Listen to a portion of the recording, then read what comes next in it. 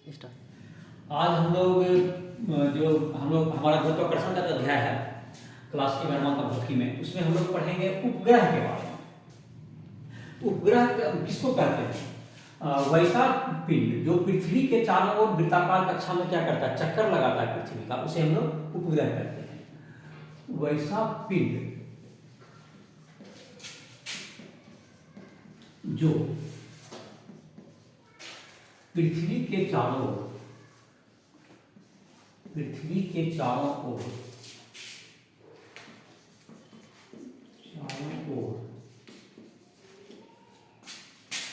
परिभ्रमण करता है, करता है, उसे भू उपग्रह कहते हैं। उसे भू उपग्रह कहते हैं। चंद्रमा, जैसे कि चंद्रमा जो है पृथ्वी का एक क्या है, कृत्रिम उपग्रह है, मतलब प्राकृतिक उपग्रह है। जैसे उदाहरण के लिए क्या होगा, चंद्रमा जिसको कहते हैं हम लोग, उदाहरण प्राकृतिक उपग्रह में जैसे चंद्रमा, जैसे अगर कृत्रिम उपग्रह का बात करें जो मानव छोड़ता है तो उसमें जैसे कि आर्यभट्ट का नाम सुना होगा। अभी जो है इंडियन रिमोट सेंसिंग सैटेलाइट जैसे कि इत्यादि। अब जैसे कि चंद्रयान वगैरह जैसे छोड़ता है, या मंगलयान कहते हो जो कि इसरो का पूरा प्रोग्राम है, तो वो सब तो चंद्रयान हो गया जो चंद्रमा की कक्षा में चक्कर लगाता है, तो वो भू उपग्रह नहीं कर सकते हैं। पहले तो उसको पृथ्वी कक्षा में एस्टेब्लिश करता है, फिर उसको कहाँ लेके चला जाता है, चंद्रमा की तरफ ले जाता है या मंगल की तरफ ले गया। लेकिन अधिकांश जो कि यहाँ पर भू उपग्रह जो होते हैं जो पृथ्वी के चारों ओर चक्कर लगा रहे हैं, तो उपग्रह कृत्रिम उपग्रह लोग क्यों छोड़ता है, सबसे क्या फायदा है, इस सब के बारे में सुनता होगा, कुछ जानकारी ऐसे भी दे देते हैं। कृत्रिम उपग्रह से आजकल बहुत सा काम होता है, जैसे कि एक नेटवर्किंग जो है एक स्थान से दूसरा स्थान तक, जैसे तुम्हारा जीपीएस है जैसे यूज करते हो, गूगल मैप वगैरह, गूगल अर्थ है, गूगल मैप है, ये सब फोटोग्राफी कैसे करता है। और तो ये सब जो फोटोग्राफी करा सब सेटेलाइट के द्वारा कर रहा है। सेटेलाइट के द्वारा पूरा मतलब सब जगह का लोकेशन को क्या कर सकता है, ऊपर से लोग देख सकते हैं। चाहे रेडियो का प्रोग्राम, रेडियो का भी प्रसारण, टेलीविजन प्रसारण का सारा तुम्हारा कैसे लिंक है, सब सेटेलाइट से ही लिंक है। और तुमको मोबाइल नेटवर्किंग का सेवा भी, जहाँ पर ऐसे तो टावर के थ्रू दिया हुआ है, लेकिन अगर टावर किसी कारण से तो सेटेलाइट के द्वारा भी क्या कर जा सकता है, मोबाइल नेटवर्किंग का भी सुविधा दिया जा सकता है। तो ये सब जो सारे हैं तुमको जितने भी संसाधन है। दूसरा जो कि रिमोट सेंसिंग सैटेलाइट जो भारत का दिया हुआ है, INS सीरीज का सैटेलाइट है, तो इसका काम होता है तुमको, ये जो काम करता है तुमको जो कि मौसम का जानकारी हो गया, या तुमको किसी पौधा का कितना फसल पूरा भारत में बोया गया, कहाँ बाढ़ आया हुआ है, प्राकृतिक आपदा कहाँ है, उन सबों की जानकारी, कहाँ साइक्लोन आने वाले, इन सबों के लिए भी इंडियन रिमोट IRS मतलब Indian remote sensing satellite use करते हैं। और जैसे कि जो हम लोग इनसेट सीरीज का जो पूरा होता है इंडियन सैटेलाइट INSAT, तो ये तुमको जो है तुमको जो कि टेलीविजन कम्युनिकेशन पर संचार माध्यम, जैसे कि तुम्हारा टेलीविजन प्रसारण हो गया, मोबाइल का नेटवर्किंग हो गया, या तुमको क्या कहते हैं जो, और भारत का भी जैसे GPS टाइप का एक सेवा है जो GPS का जानता हो, जो कि अमेरिका का कंपनी है, अमेरिका का GPS जो सिस्टम है, ग्लोबल पोजिशनिंग सिस्टम, जिससे कि हम लोग अभी ट्रैक करते हैं अपना पोजिशन वगैरह, जो GPS खोल के देखते हो। ये सभी सेटेलाइट सारी सेवाएं मतलब आजकल उपग्रह से जुड़ी हुई है। तो उसके तो कॉमन कुछ जानकारी हुई, जो सामान्य जानकारी जीके टाइप का हुआ। अब हम लोग फिजिक्स के दृष्टिकोण से देखते हैं कि भू उपग्रह कैसे, मतलब कि उसका क्या सिद्धांत है, उसको कैसे काम करता है। तो यहाँ तक कि भू उपग्रह के द्वारा पृथ्वी के अंदर का तत्व को भी की भी जानकारी प्राप्त होती है, कहाँ पर कौन सा चीज मिलता है, उसका ऊपर से मैपिंग करके उसका देखा जाता है। तो कोई पहाड़, जैसे कि तुमको हिमालय पहाड़, उसमें कितना वनस्पति है, किस जगह किस तरह का वनस्पति, उसको सर्वे करना बहुत कठिन है उसको जाकर अंदर, लेकिन उपग्रह के द्वारा हम ऊपर से क्या कर सकते हैं, मैपिंग कर सकते हैं, और पूरे मतलब कि कम खर्च में काफी आसानी से क्या किया जाता है, सारा जगह का डाटा कलेक्ट किया जाता है। तो इसके काफी उपयोग है, जो आजकल हर सेटेलाइट, यहाँ तक कि प्राइवेट कंपनी मतलब अपना सेटेलाइट को क्या करती है, लॉन्च करवाती है। लॉन्च करने का सिस्टम तो प्राइवेट कंपनी के पास, प्राइवेट कंपनी भी अब इनफैक्ट इसरो के भारत में भी क्या करने लगा, और अमेरिका की संस्था नासा इसमें फेमस है, जो कि इतना मतलब कि स्पेस कार्यक्रम है। तो ये तो खैर कुछ कॉमन जानकारी का भौतिक दृष्टिकोण से देखें तो पृथ्वी के चारों कैसे घूमता है उपग्रह। तो देखो जैसे कि किसी उपग्रह का, जैसे कि कक्षीय चाप, उपग्रह की कक्षीय चाप, तो इसका हेडिंग दे दो, उपग्रह की कक्षीय चाप। तो जो उपग्रह है उसको क्या करते हैं, उपग्रह का मतलब ये नहीं होता है वो पृथ्वी के गुरुत्वाकर्षण से बाहर नहीं होता है। पहला बात, जैसे एक उपग्रह है, एक उपग्रह हो गया, यहाँ पर एक उपग्रह है, यहाँ पर पृथ्वी है, तुमको ये हो गया पृथ्वी, और इसके चारों ओर ये आर त्रिज्या में, स्मॉल आर त्रिज्या कह सकते हैं, यहाँ पे एक उपग्रह हो गया। तो ये पृथ्वी के चारों ओर ये आर इसकी कक्षीय त्रिज्या हो गई, आर त्रिज्या में ये क्या करा, आर बराबर कक्षीय त्रिज्या। तो एम द्रव्यमान का, स्मॉल एम द्रव्यमान का ये क्या होगा, तुमको एक स्मॉल एम द्रव्यमान का वो उपग्रह हो गया। ये क्या है, तुम्हारा उपग्रह है जो पृथ्वी के चारों ओर क्या कर रहा है, चक्कर लगा रहा है, इसे घूम रहा है। तो इस पे जो लगने वाला जो यहाँ पे इस पे ये जो दो वस्तु है, पृथ्वी इसको क्या करेगा, अपनी ओर खींचेगा, अपनी ओर गुरुत्वाकर्षण बल से क्या करेगा, खींचेगा। और इसका कक्षीय चाल अगर भी होगा, कक्षीय चाल भी होगा, तो यह जो गुरुत्वाकर्षण बल जो इसमें लगेगा वह किसके बराबर होगा, यह तुमको जो अभिकेंद्र बल होता है जिसका सूत्र होता है mv², उसके बराबर होगा। गुरुत्वाकर्षण बल जो इसमें लग रहा है दो वस्तु के बीच में, पृथ्वी और उपग्रह के बीच में जो गुरुत्वाकर्षण बल होगा, यह इसको उसका पंजी का बल कम करेगा, अभिकेंद्र बल का काम करेगा। तो अभिकेंद्र बल का काम करे उससे हमको क्या निकल सकता है, कक्षीय वेग निकल जाएगा। जैसे यहां लिख देते हैं, m द्रव्यमान का एक उपग्रह r त्रिज्या की कक्षा में वृत्ताकार पथ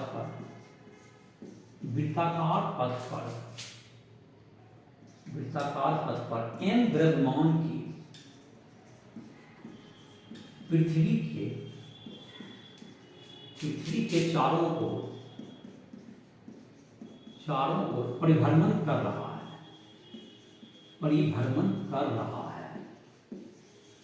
है, गुरुत्वाकर्षण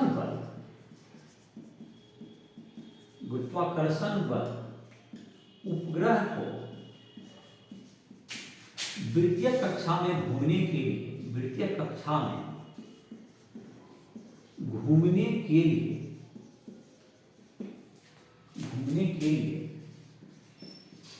आवश्यक अभिकेंद्र बल प्रदान करता है, आवश्यक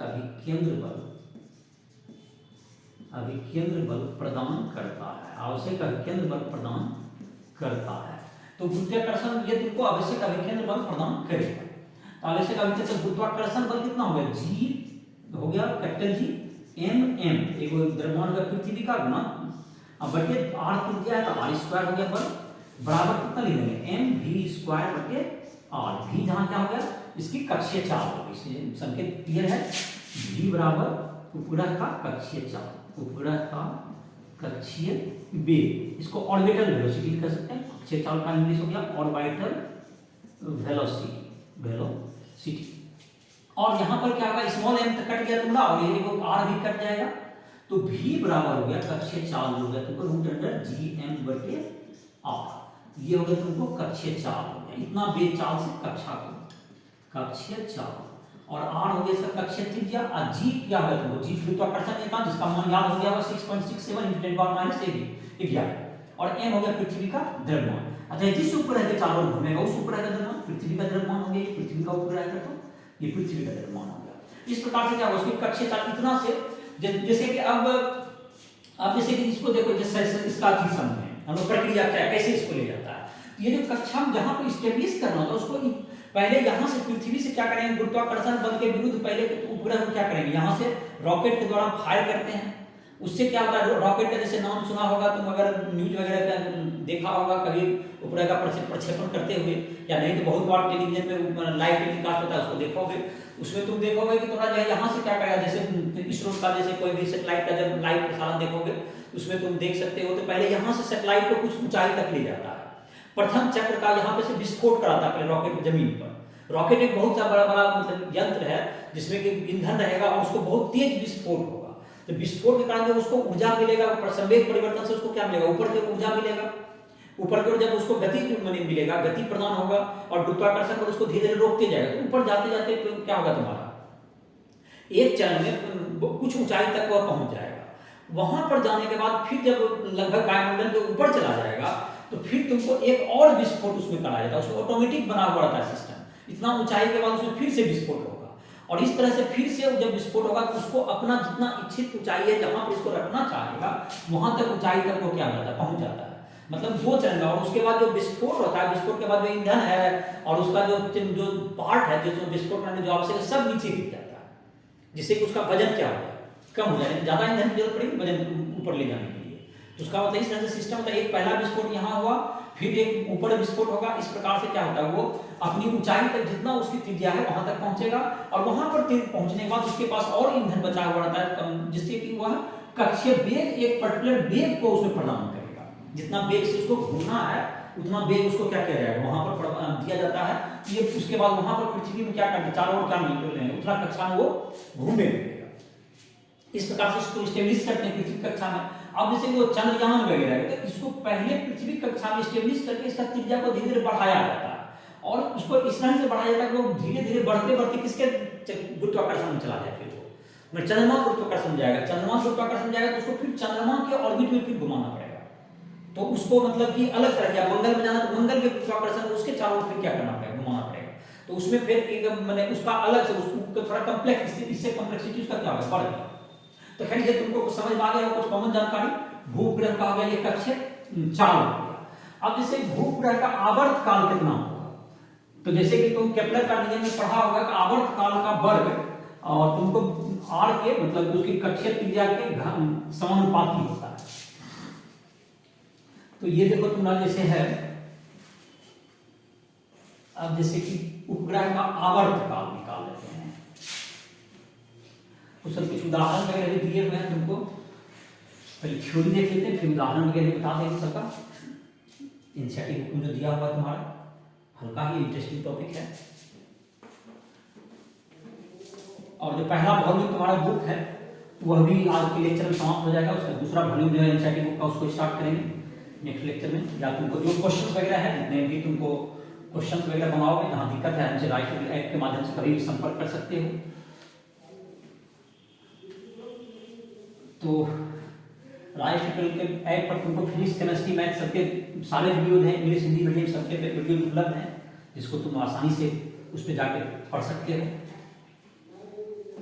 तो ये जो तुम्हारा है, अभी हम लोग कक्षीय चाल हम लोग निकाले, और उसके कक्षीय चाल के बाद हम लोग निकाल लेते हैं, और इसका जो है कक्षीय चाल निकाल। अब हम लोग आवर्त काल निकाल लेते हैं। उपग्रह का आवर्त काल, आवर्त काल,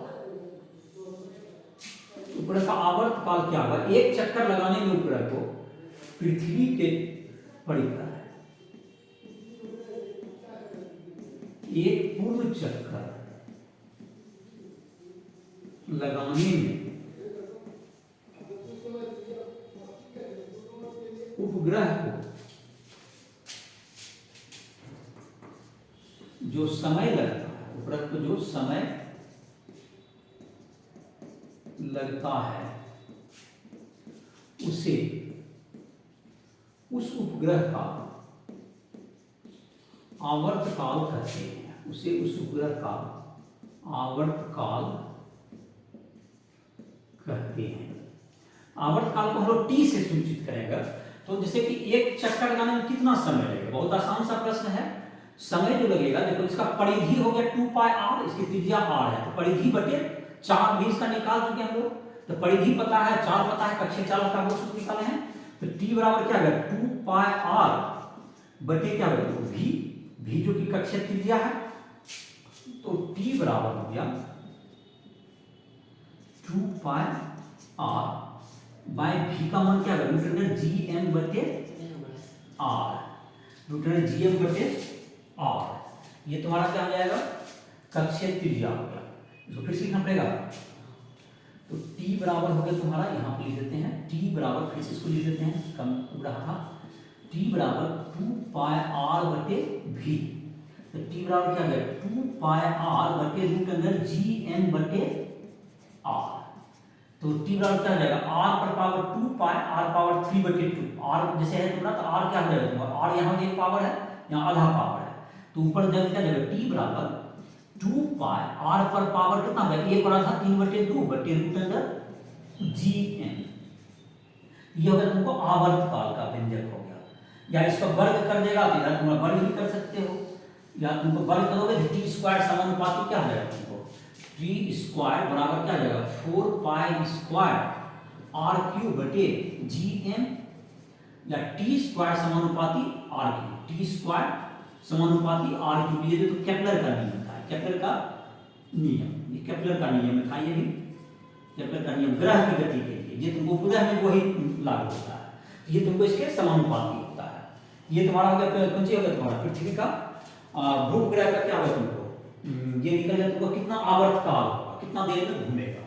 और जैसे कि एक होता है तुमको भूग्रह में, जैसे कि तुमको दो तरह का कक्षा जो होता है तुमको, एक होता है तुमको जब जियो स्टेशनरी सैटेलाइट होता है। जियो स्टेशनरी सैटेलाइट मतलब कि है भूमि से जब उसको जब जमीन से देखेंगे तो भू स्थिर उपग्रह उसको कहेंगे।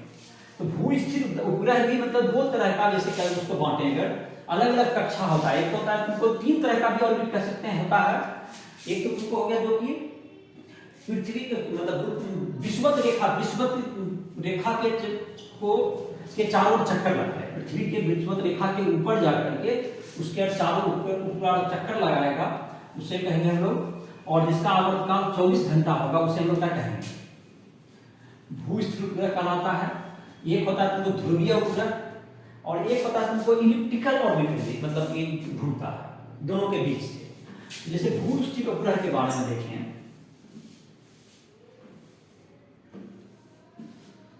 भू स्थिर उपग्रह, भू स्थिर उपग्रह वैसा जियो स्टेशनरी सैटेलाइट इसको कहते हैं, जियो STATIONARY, जियो स्टेशनरी सैटेलाइट वैसा उपग्रह जो विषुवत रेखा के ऊपर, विषुवत वृत्त होता है, इनका विषुवत वृत्त के ऊपर पृथ्वी की परिक्रमा 24 घंटा में पूरा करता है, भू स्थिर उपग्रह कहलाता है, भू स्थिर उपग्रह कहलाता है। तो भू स्थिर उपग्रह कहलाएगा क्योंकि 24 घंटा में स्थिर दिखेगा। जैसे देखो ये जैसे तुम्हारा है, ये तुमको पृथ्वी का जैसे अगर मान लेते हैं कि ये तुमको पृथ्वी का, ये जैसे पृथ्वी हुआ ये विषुवत रेखा के चारों ओर ये घूम रहा है, तो इसी के चारों, तो ये जैसे क्या होगा, ये जैसे पृथ्वी 24 घंटा में घूमता है, तो यह भी तुमको 24 घंटा में घूमेगा, तो एक पर्टिकुलर जगह पर स्थिर दिखेगा। इसका आवर्तकाल अगर क्या है 24 घंटा हो जाए, आवर्तकाल 24 घंटा है इसका। तो अभी हम लोग निकाले थे t बराबर 2 पाई r पर पावर 3/2 और रूट अंडर gm, जिसको वर्ग करके हम लोग लिखे थे।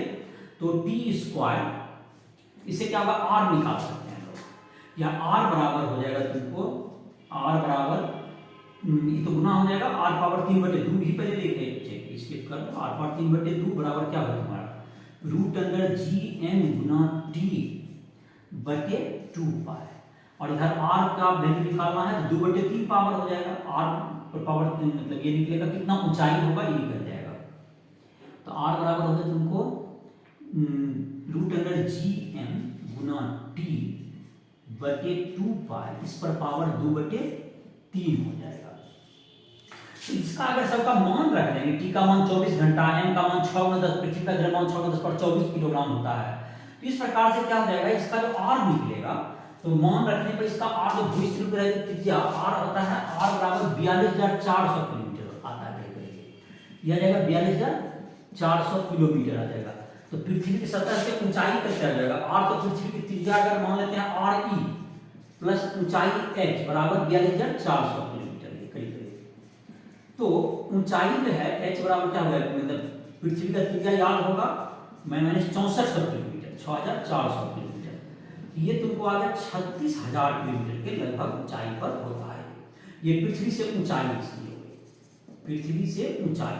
तो भू स्थिर उपग्रह जो तुमको पृथ्वी से कितना ऊंचाई पर रहेगा, भी स्थिर बड़ा 36,000 किलोमीटर की, जो कि जिससे हम लोग कम्युनिकेशन वगैरह जैसे टेलीविजन प्रसारण वगैरह करते हैं, तो उसकी जो यहाँ से ऊंचाई होगी पृथ्वी की सब यहाँ से स्मॉल आर जो ये इसके केंद्र से होता है 6,400 किलोमीटर ये होगा, और इसका 42,400 टोटल आया था। ये कितना ऊंचाई पर गया, ये भू स्थिर उपग्रह 36,000 किलोमीटर की हाइट पर 36,000 किलोमीटर, ध्यान है इतना ऊंचाई पर सैटेलाइट को स्टेब्लिश करना होता है लगभग। तब जाकर क्या होगा तुमको, ये पृथ्वी के चारों ओर 24 घंटा में क्या कर लेगा, विश्वत वृत्त के चारों ओर ये घूमते रहता है। तो ये तुमको कम्युनिकेशन सैटेलाइट तुमको इसी में रहता है। दूसरा एक होता है जो इसका मतलब देखो, जैसे सैटेलाइट का अगर इसको समझना हो, देखो इसको जैसे इस ढंग से समझते, ये जैसे तुमको है एक ये पृथ्वी हुआ, तो पृथ्वी कैसे है तुमको, ये ध्रुव के चारों ओर घूमती है, ये विश्वत वृत्त, जैसे ये विश्वत वृत्त हो गया, और एक ऐसे करके घूमेगा। एक सैटेलाइट होता है जो कि ये ध्रुव हो गया, जैसे उत्तरी ध्रुव और ये क्या होता है दक्षिणी ध्रुव, इन दोनों के पड़ते ये पृथ्वी ऐसे घूमता है, तुमको इस ढंग से क्या होता है चक्कर लगाते रहता है। तो एक उपग्रह है जो कि यहाँ पर जैसे भू स्थिर उपग्रह इस ढंग से घूमेगा, ये जैसे ऐसे घूम रहा है, ये भी ऐसे घूमता रहेगा। तो जितना देर में ये रहेगा इसके चारों ओर ऐसे चक्कर लगा, इसके ऊपर रह करके इसके चारों ओर ऐसे चक्कर घूमेगा ऐसे। और एक उपग्रह होता है जो कि यहाँ पर रहे, जैसे ये पोल हुआ ठीक उसके ऊपर चला जाए ऐसे और ऐसे घूमे। तो इसमें क्या होगा, इसका हर जगह का पोजीशन बदलता रहेगा हमेशा। तो ये तुमको करेगा, ये जो ध्रुव के ऊपर ऐसे ध्रुवीय उपग्रह हो गए, और ये देखो पूरा विश्वत रेखा के जहाँ जस्ट विश्वत वृत्त है इसके ठीक ऊपर ऐसे करके घूमेगा। तो घूमेगा तो मतलब जैसे कि तुम्हारा अगर सैटेलाइट को एक जगह स्थिर रखना तो ऐसे घूमना होगा, और अगर तुमको है दूसरा सैटेलाइट एक इलिप्टिकल इस ढंग से भी घूमता है, ऑर्बिट होता है इस ढंग से, इस तरह से 2-3 ऑर्बिट में 3 तरह के ऑर्बिट में इसको क्या किया जाता है, स्टेब्लिश अलग अलग सैटेलाइट को अपनी जरूरत के मुताबिक की जाती है। ये तुमको इसका होगा तुम्हें उपग्रह के। अब उपग्रह की ऊर्जा के बारे में बात कर लें, या उपग्रह का पहले नहीं तो इसका कुछ उदाहरण देख लेते हैं। तो उपग्रह की ऊर्जा का इससे संबंधित जितना उदाहरण है देख लेते हैं, तुम्हारे बुक में है 5 नंबर उदाहरण है गुरुत्वाकर्षण अध्याय का, 5 नंबर 6 नंबर 2 है। उसके बाद उपग्रह की ऊर्जा के बारे में उसके बाद चर्चा कर लेते हैं। तब तक कुछ उदाहरण बना लेते हैं जो कि आसान ही है, सूत्र पर बन जाएगा तुरंत। देखो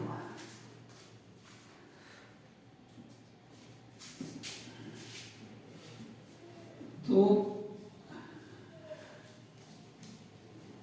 पहला है 7.5 में है, तुमको दिया हुआ पांचवा जो क्वेश्चन है हमारा गुरुत्वाकर्षण अध्याय का एनसीईआरटी बुक का, उसमें हम लोग को है कि मंगल ग्रह का 2 चंद्रमा होता है। मंगल ग्रह का 2 चंद्रमा है, फ्रोबोस और ड्रोइमोस, नाम भी याद रख सकते हो।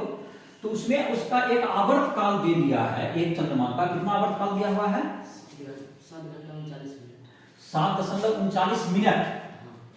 तो उससे उस मंगल का द्रव्यमान कैलकुलेट किया जा सकता है, उसका त्रिज्या भी दिया हुआ, दूरी दिया हुआ मंगल से, तो ये दोनों दे जाएगा। तो आवर्त काल तो हमको दिया हुआ है, तो अभी जो उदाहरण बना रहे थे हम लोग आसानी से बना सकते हैं।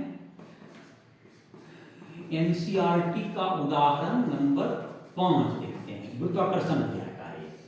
तो इसमें क्या होगा तुमको, इसमें दिया हुआ है मंगल ग्रह का एक चंद्रमा है जो कि उपग्रह, जिसका कि आवर्त काल दिया 7.39 मिनट।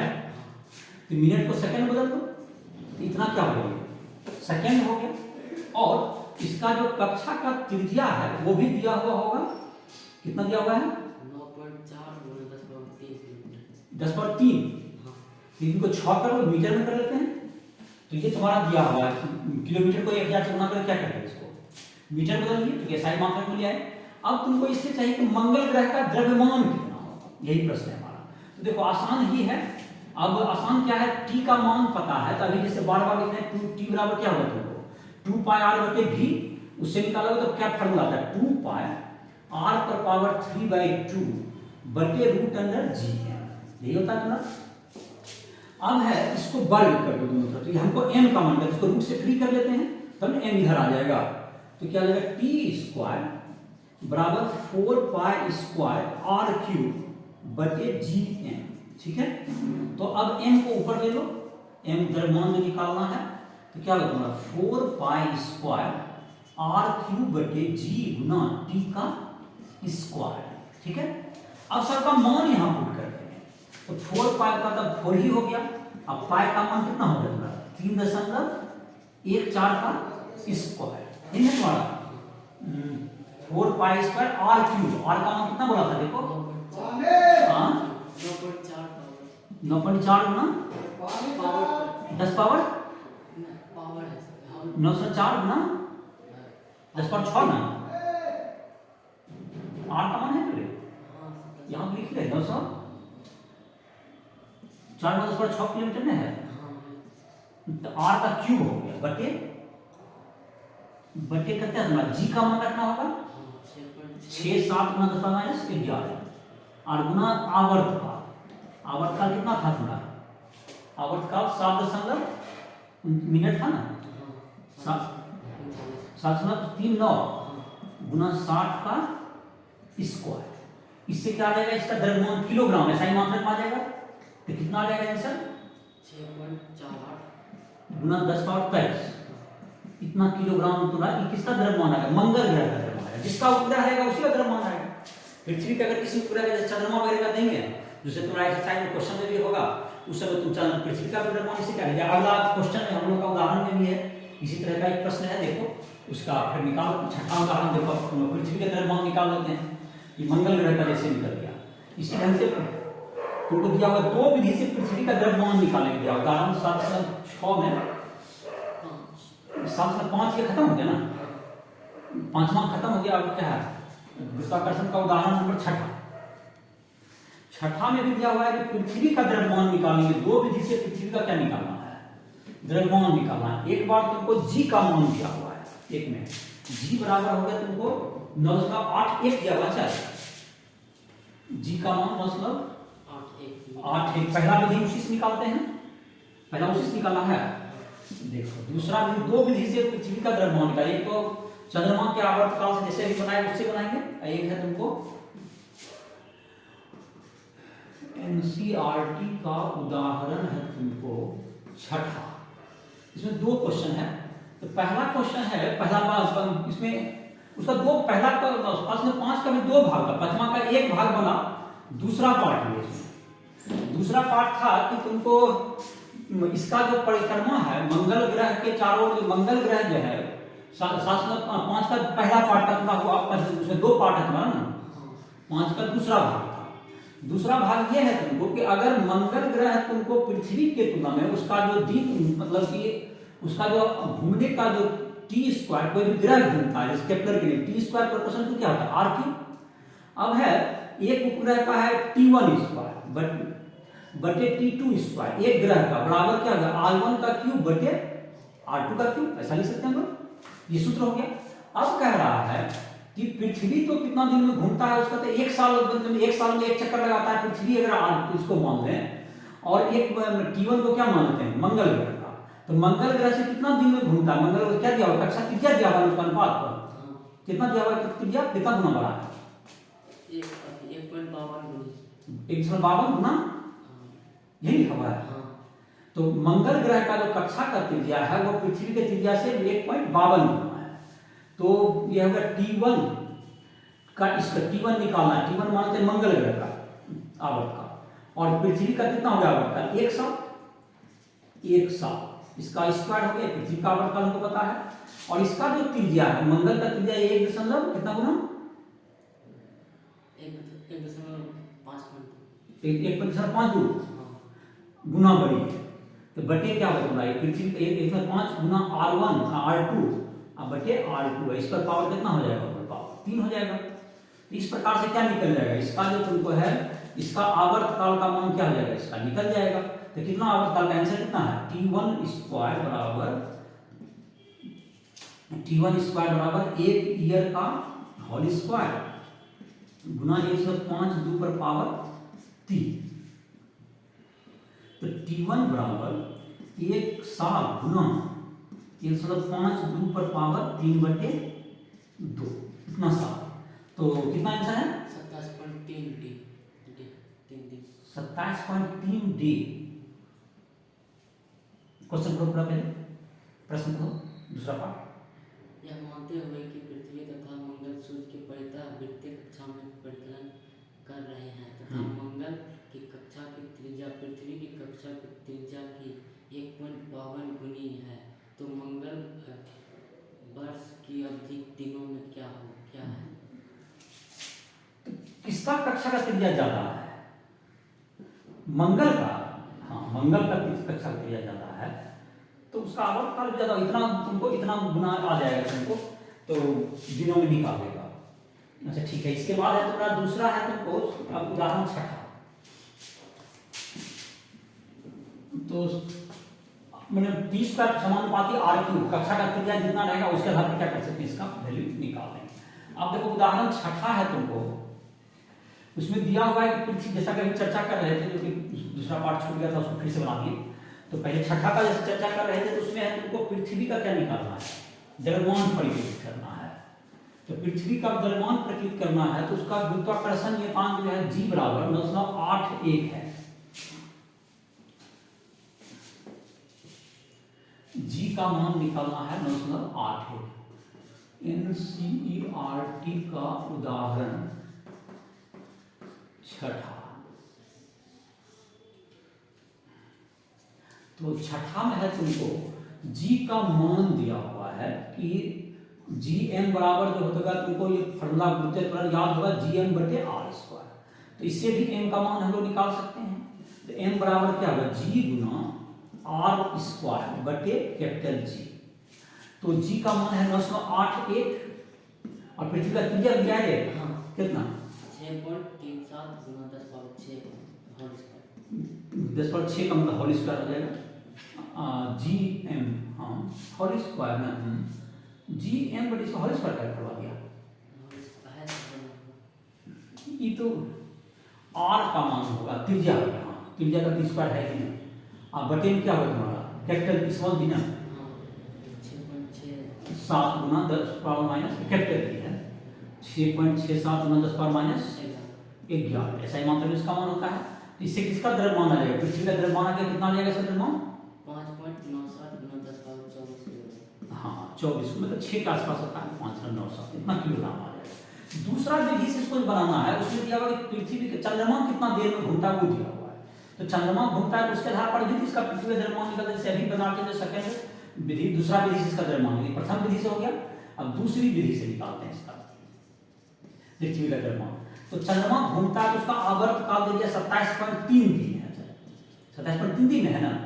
तो दिन को बदलना पड़ेगा हमको, पहले कौन सी में 24 से गुना करेंगे, बदल के दिन में घंटा हो गया, घंटा को सेकंड बदल के 3600 से क्या करना पड़ेगा हमको, इतना सा आवर्तकाल हो गया। और पृथ्वी का जो कक्षीय त्रिज्या है वो, जो चंद्रमा का कक्षीय त्रिज्या वो कितना है, R बराबर 4 गुना 10 पावर 8 मीटर, ठीक है। तो ये तुमको कक्षीय त्रिज्या होगा। तो इसका अब है, इसके आधार पर अभी जैसे बता रहे मंगल वाला निकाले थे, उसी के आधार पर पृथ्वी का द्रव्यमान क्या जाएगा, हमको निकल जाएगा। तो अभी जो सूत्र बनाए थे फिर से बना लो। तो 2 पाई R पर पावर 3 बटे 2 बटे रूट अंडर Gm। तो m को ऊपर ले जाना, m का द्रव्यमान निकाला, तो m को यहाँ ले जाओ, असल का मान रखा होगा तो उत्तर क्या आएगा, जो अभी बता रहे थे टाइम इसको हटाते हुए टाइम का, इससे m का वैल्यू से अभी कैलकुलेट किए मंगल वाला, उसमें इसको निकालेंगे, कितना आ जाएगा m का मान, इससे 6.02 गुना 10 पावर 24 किलोग्राम। उसमें जैसे अभी मंगल का जो निकालते वही काम इसमें है, सेम ही काम है, इसको कर दो। अब है तुमको भू उपग्रह का निकालना है, हमको ऊर्जा पर चर्चा करते हैं। चलो ये तुमको दो विधि से पृथ्वी का द्रव्यमान क्या कर सकते हैं, लोग तौल सकते हैं इसको एक प्रकार से। तो इसको तौलने का इनडायरेक्ट मेथड होगा, पृथ्वी का तो कोई ऐसा नहीं कोई तराजू से तौल लेगा, लेकिन उसका जैसे जी का वैल्यू से निकल गया, जी का वैल्यू से पड़े एक्सपेरिमेंट से निकाल लेंगे, उसके बाद उससे निकल जाएगा। या कक्षा का चंद्रमा कितना देर में घूम रहा है उसके आधार पर निकाल सकते हैं, m का द्रव्यमान निकल जाएगा। और दोनों लगभग क्या है 6 गुना 10 पावर 24 के बराबर। तो पृथ्वी का द्रव्यमान कितना माना जाता है 6 गुना 10 पावर 24 के। अब हम लोग निकालते हैं जो उपग्रह है उसका ऊर्जा क्या होगा। तो जाहिर है कि पृथ्वी के चारों उपग्रह घूमता है तो उसमें उसके पृथ्वी का जो स्थिति जो गुरुत्वाकर्षण स्थिति ऊर्जा होगा उसके पास, और वह घूम रहा है, उसको चाल दिया गया है, वेग है तो उसके पास क्या रहेगा, उसकी गतिज ऊर्जा भी रहेगा, उसकी कुल ऊर्जा भी हम निकाल सकते हैं। तो चलो देखते हैं, धीरे धीरे निकालना तो तुरंत आसान ही है। उपग्रह की ऊर्जा, उपग्रह की ऊर्जा मतलब कुल ऊर्जा। तो इसमें जाहिर चित्र बनाते हैं, लिखने की जरूरत ज्यादा नहीं है, अब चित्र सब क्या मानते हैं तो है पहले से पता।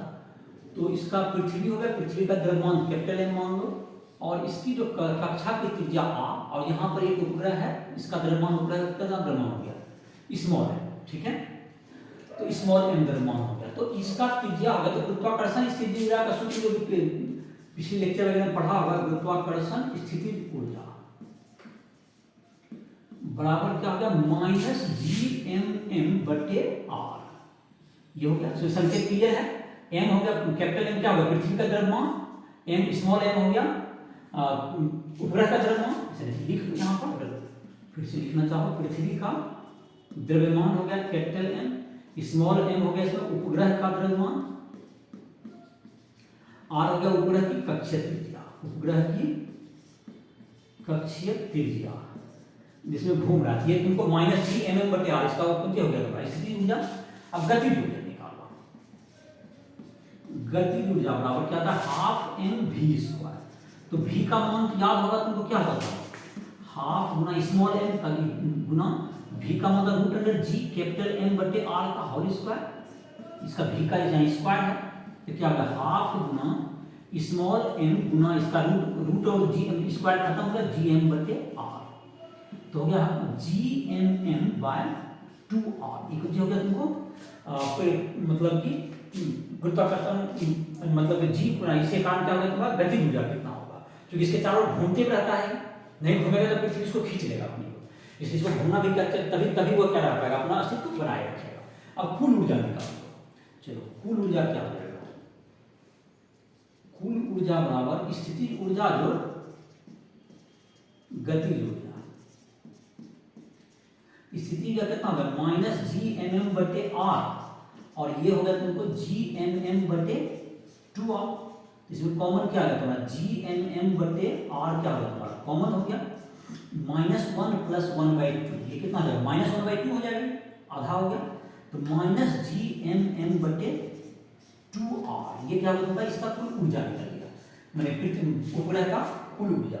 इसका मैंने ऊर्जा निगेटिव का अर्थ है ये है मैंने पृथ्वी के आकर्षण बल से बंधा है, निगेटिव कभी भी जो किसी चीज का आकर्षण बना तो उसकी ऊर्जा कुल ऊर्जा हमेशा क्या होती है, ऋणात्मक।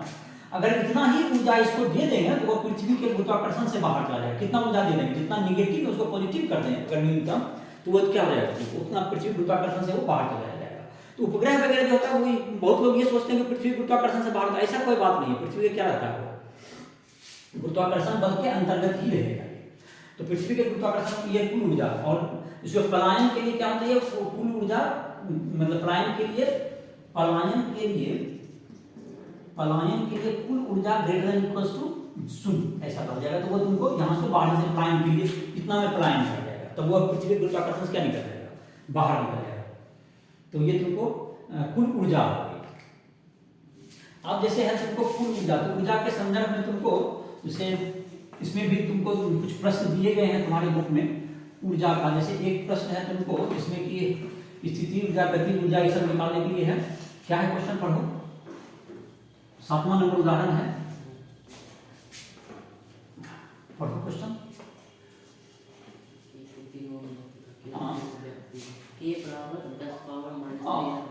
तो अच्छा ये तो उसी पर आधारित, चलो ये भी पिछले पर था और इसके बाद वाला उदाहरण है ऊर्जा पर, उसके पहले भी उसको बता सकते थे, बस चलो खैर अभी नहीं बताया तो फिर से बता देते हैं।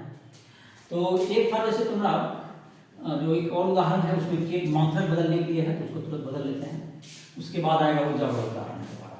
सबसे पहले उदाहरण 7 देख लेते हैं, उसका उदाहरण 8वां तुम्हारा उदाहरण NCERT का 7 नंबर है। इसमें कहता है कि तुमको t² समानुपाती होता है r3, ऐसा कहते हैं, तो t² बराबर क्या होगा, k गुना r3, ऐसा लिखते हैं। तो इसमें जो k का मान आया है उसका मान दिया हुआ है, मात्रा क्या है, k बराबर क्या है तुम्हारा, कितना बोलो, k बराबर मान k बराबर 10⁻−13 सेकंड का स्क्वायर मीटर पर -3। इसको बदलना है, सेकंड को बदलना है कौन सी दिन में, और मीटर को बदलना है किलोमीटर। सेकंड को बदलना है दिन में, और कितना है इसका वैल्यू कितना, 3.84 × 10⁻5 नहीं ये मतलब कि अभी जो के का मान कितना दिया हुआ था, ये के का मान 10⁻−13 10⁻13 है, तो उसको बदल देंगे तो उसके बाद उत्तर देखना 10 पावर माइनस 13 है ये, और इसका सेकेंड का स्क्वायर, सेकेंड को बदलना है वो दिन में। तो सेकेंड को दिन बदलने में क्या करेंगे, पहले सेकेंड है तो उसको दिन बदलने में क्या करना होगा हमको, सेकेंड को पहले बनाते हैं घंटा में, ये क्या बन गया इतना घंटा, भाग दे देंगे, बड़ा यूनिट बदल रहे हैं, और दिन बदलने घंटा का दिन बदलने क्या करना पड़ेगा, 24 से भाग कर देंगे, क्या बन गया तुम्हारी, इतना डे का स्क्वायर है। सेकेंड से क्या बन गया ये डे का स्क्वायर हो गया। उसके बाद क्या करना, मीटर को किलोमीटर, तो 1/1000 और क्या होगा किलोमीटर पर पावर माइनस 3। तो ये तुमको अब तुम्हारा निकल जाएगा, इसका मान निकालेंगे, इसका कैलकुलेशन करने तो कितना आ जाएगा आंसर, थोड़ा कितना जाएगा क्या बोलो आंसर, तो इसका मान आ जाएगा तुमको डे स्क्वायर और किलोमीटर पावर माइनस 3 मान रखना चला जाएगा। तो इसका कैलकुलेशन करना पड़ेगा, तो 10 पावर कितना है माइनस 11 था, कितना है आंसर 10 पावर नहीं जूल वाला क्या बोल रहे क्वेश्चन को,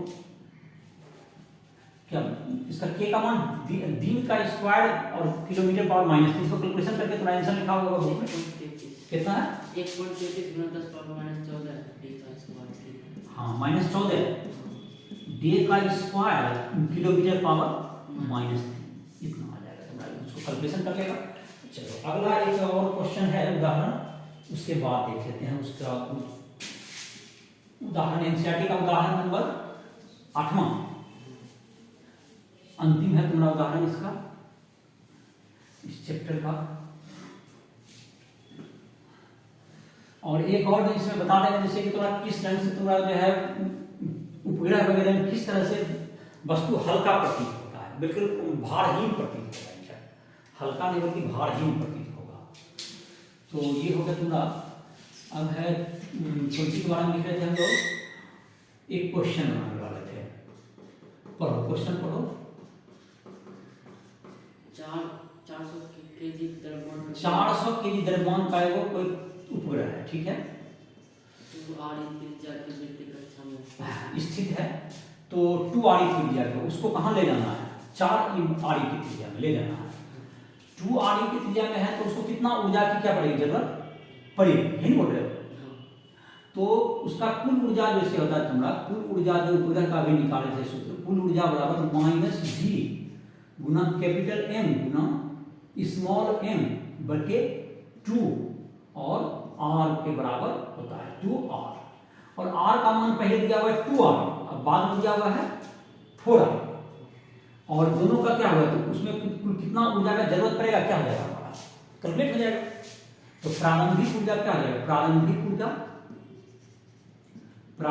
कुल ऊर्जा, तो प्रारंभ में उसकी त्रिज्या कितनी है तुम्हारा माइनस जी एम एम बटे 2 इंटू 2re है, 2re, तो -4re हो गया, माइनस जी कैपिटल एम गुना स्मॉल एम बटे 4re, ऐसा लिख सकते हैं। प्रारंभिक ऊर्जा, अंतिम कुल ऊर्जा, अंतिम कुल ऊर्जा, इसमें जो त्रिज्या कर दिया गया है माइनस जी कैपिटल एम गुना स्मॉल एम बटे 2 गुना इसको 4re कर देना, कितना कर देना है इसको 4re, क्या हो जाएगा माइनस जी एम एम बटा 8re के बराबर हो गया, इतना बराबर हो जाएगा। तब कितना ऊर्जा लगेगा, ऊर्जा में परिवर्तन, ऊर्जा परिवर्तन अंतिम में पहला क्या कर देंगे, घटा देंगे, तो ऊर्जा में परिवर्तन, कुल ऊर्जा में परिवर्तन बराबर क्या होगा माइनस जी एम एम बटा 8re minus G M M बटे 4re, तो जी एम एम बटे 4re, ठीक है, तो 4re बड़ा हो गया, तो ये तुम्हारा हो गया जी एम एम बटे 4re minus G M M बटा क्या चीज तुम्हारा 8re, तो जी एम एम बटे re तो तुम्हारा लघुत्तम हो गया, कॉमन हो गया, और 1/4 में काट दिया तो जी एम एम बटे 8re, जी एम एम बटे 8re, तो तुम्हारा इसका इतना मान हो जाएगा। अब जैसे 1/8 तो ये हो गया गुना जी एम बटे re का स्क्वायर कर दें, एक गुना इसको, इससे जी स्मॉल जी बन जाएगा, थोड़ा कैलकुलेशन आसान हो जाएगा, और गुना एम गुना क्या कर देंगे, इसमें एक re से गुना भाग के गुना कर देते हैं, इसका मान रख देंगे, तो इसको तो जी बने 1/8 गुना स्मॉल जी हो गया ये, गुना एन गुना आर ई। अब सबका मान दे देंगे तो क्या हो जाएगा तुम्हारा, इसमें मान देंगे जी का मान है कितना है 9.8, जी का मान हो गया तुम्हारा 1/8 गुना 9.8, जी का मान हो गया गुना इनको 400 किलोग्राम का है तो पूरा का मान गुना आर ई का मतलब 6400 गुना 10⁻3, इतना हो गया तुमको, इतना जूल हो गया। कितना आंसर है इसका पहला पार्ट का, 1.3 कितना हो गया 3.13 गुना 10⁻9 जूल, इतना ऊर्जा का जरूरत पड़ेगा। 301 दिन का अगर फ्रेम में बाहर चला गया तो ऊर्जा देख लो किताब सुनकर 301 दिन 10⁻9। इसमें कैसे बनाया इसको देख सकते हो, पहले ऊर्जा का सूत्र हो गया -GMM/2R, और किस कैसे ऊर्जा का निकालते हैं सूत्र भूल जाओ तो स्थितिज ऊर्जा गतिज ऊर्जा निकाल के जोड़ सकते हो। फिर प्रारंभिक स्थितिज ऊर्जा निकल गया, अंतिम स्थितिज ऊर्जा निकल गया, और इस प्रकार से क्या होगा तुम्हारा उसका दोनों को घटा करके अंतिम कुल ऊर्जा कुल स्थिति प्रारंभिक ऊर्जा को घटा दिए, इस प्रकार से क्या होगा ऊर्जा कितना लगेगा निकलेगा।